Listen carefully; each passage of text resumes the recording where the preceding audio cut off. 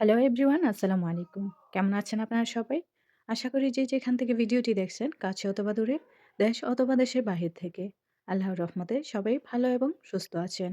আমিও আল্লাহর রহমতে আলহামদুলিল্লাহ ভালো আছি।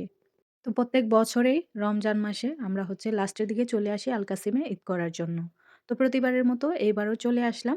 ঈদের মাত্র কয়েকদিন বাকি আছে আর আমরা চলে আসছি আল কাসিমে। তো আমরা সেহরি খেয়ে রওনা দিয়েছিলাম আর এখানে আসতে প্রায় ৫ ঘন্টা লেগে যায়। তো আজকে যেহেতু জ্যাম ছিল না রাস্তায়, সকাল, সকাল চলে আসছি। মাত্র ৩ থেকে ৪ ঘন্টার ভেতরেই আমরা চলে আসছি। আর এসে দেখি বাড়ির ভেতরে মানে বাড়ির আশেপাশে এত সুন্দর ফুল ফুটে আছে। বাসায় কিন্তু কেউ থাকে না। আমরা প্রত্যেক ২ মাস ৪ মাস পর, পর আসি। তো লাস্ট বার যখন আসছিলাম প্রায় ২.৫ মাস হয়ে গেছে। তো বাড়িতে আমরা কেউ ছিলাম না। এসে দেখি এত সুন্দর ফুল ফুটে আছে বাসার সামনে। ফুলগুলো দেখতে কিন্তু ভালোই লাগছিল। আর বাড়িটা একদম নিরিবিলি। যখন সবাই আসে তখন একটু হৈ হুল্লোড় থাকে। তারপর আবার চলে গেলে তালা দিয়ে একদম খালি ফাঁকা বাড়ি পড়ে থাকে। তো এই বাড়িটা মূলত কেনাই হয়েছে এখানে এসে ঈদ করার জন্য। আমরা যে রিয়াদে থাকি, রিয়াদ হচ্ছে বাসা ছোট। ছোট বলতে উনাদের জন্য ছোট, আমাদের জন্য তো বিশাল বড় বাড়ি। তো যাই হোক, তো এখানে সবাই মিলে ঈদ করবে তার জন্য একটা বাড়ি কিনে রেখে দিয়েছে শুধু ঈদের সময় বা বাচ্চাদের স্কুল ছুটি হলে এখানে এসে ঈদ করে বা ছুটি কাটিয়ে তারপর আবার চলে যায় রিয়াদে। তো এবারও অনেকদিন থাকা হবে। আমরা ঈদের আগেই চলে আসছি। ঈদের পরও মনে হয় ১০ থেকে ১৫ দিন থাকা হবে। তো এসেছি এখন তো বাজার করতে হবে। বাসায় কোনো বাজারই ছিল না। তো মুরুব্বি বাজারে গিয়ে সব ধরনের সবজির বাজার, মাছ, মাংস মানে সরি মাছ তো খায় না উনারা। মুরগি মানে যত ধরনের সবজি দরকার সবকিছু নিয়ে আসছে। তো আমি এখন বাজারগুলো গুছিয়ে রাখছি। তা আমরা মাত্র ২ ফ্যামিলি আসছি। আরো অনেকেই আছেন যারা আস্তে, আস্তে আসবে। তো আমরা সবার আগে চলে আসি এইজন্যই, কারণ বাড়ির যে মালিক, মালিকের সাথেই আমি আসি। আর উনারা বাকি যারা আছেন উনারা ম্যাডামের ছেলে, মেয়ে উনারা যার, যার পরিবারে আছেন। তো এত আগে উনারা আসতে পারেন না। তাই একজন, একজন করে সবাই চলে আসবে। আমরা আগেই চলে আসছি। তো সবকিছু গুছিয়ে নিচ্ছি আমি বাজারগুলো। পেঁয়াজও নিয়ে আসছি অনেকগুলো। আর ইফতারের জন্য সমোসা ভেজে নেব। সমোসা আমি কিছু বানিয়ে নিয়েছিলাম ডিম দিয়ে। ডিমের সমোসা। তো তাড়াহুড়া করে ইফতারটা রেডি করতেছি। আমরা যেহেতু সকাল সকালই চলে আসছি। ১১টা ১০:৩০ দিকে আমরা এসে পৌঁছাইছি। তো ইফতারটা রেডি করে নিচ্ছি। বেশি কিছু করব না। আমি শুধু সমোসা ভেজে নেব আর পাস্তা রান্না করব। আর বাকি যা, যা আছে হোটেল থেকে নিয়ে আসবে। তো হোটেল থেকে সবকিছু নিয়ে আসতো কিন্তু বাসার মানে ২ জন মুরুব্বি আছেন উনারা সমোসা অনেক পছন্দ করেন। তো উনাদের জন্য সমোসা আমি ভেজে নিচ্ছি। আর বাকি যারা আছেন তাদের জন্য হোটেল থেকে নিয়ে আসবে। তো এখানে আমি ২ ধরনের সমোসা ভেজে নিয়েছি। একটা চিজ দিয়ে।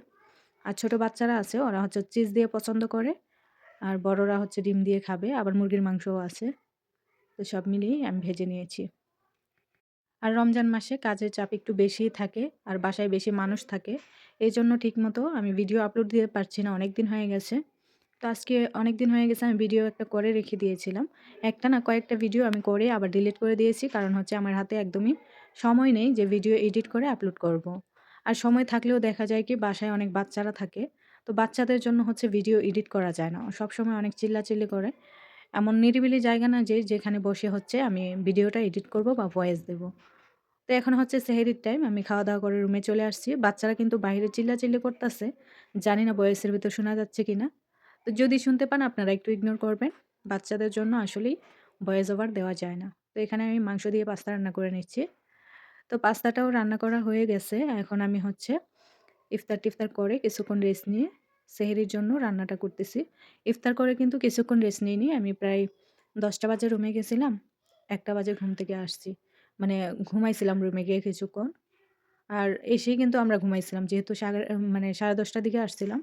তো ঘুমাইছি ৪টার দিকে ঘুম থেকে উঠছিলাম। উঠে আবার মুরুব্বি বাজার নিয়ে আসছিল। তো ইফতারগুলো আমি রেডি করে নিয়েছিলাম সবকিছু।